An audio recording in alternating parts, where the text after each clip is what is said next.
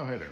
So recently I was in a group of married people, and there was one other divorced person there, and something came up about divorce, and they all kind of looked perplexed, like, I wonder what that feels like. And then they looked at me. I was like, oh, you want to know what divorce feels like?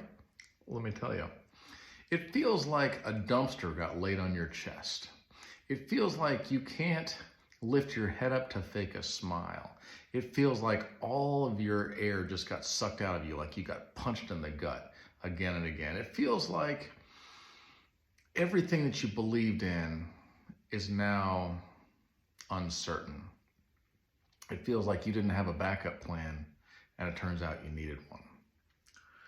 And then I realized I had said all that, and they were like, oh, yikes.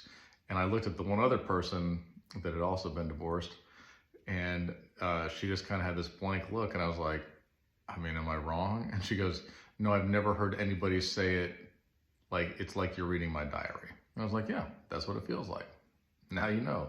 Not everybody, about half the people want to get divorced. The other half are just victims of it, okay? I was on the second one. Anyway, maybe you've been divorced.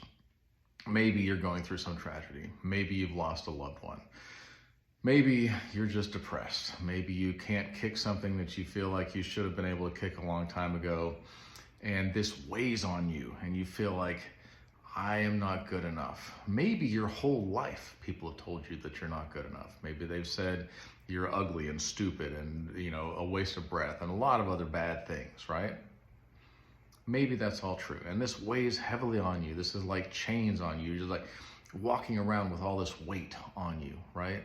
And then maybe you're carrying grudges, and that is a heavy burden to bear too.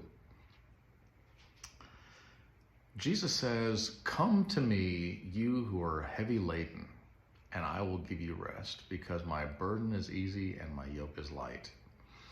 And I just have to tell you that nothing has been more true in my life. Whatever you bring to him, whatever you go, look, I don't know what to do with all this stuff. It's too much. I can't carry it anymore. And he goes, good, it's about time. Let's set that to the side. Forgive those people. Let's move on. I've forgiven you. Now it's time that you put that burden down and you forgive those people too. And take my burden, because it's light and it's easy. And people always want to overcomplicate it. I'm like, but it's not complicated. Jesus just says, look, I forgave you, you forgive them. I've forgiven you a lot. You need to forgive them a little bit, relatively speaking.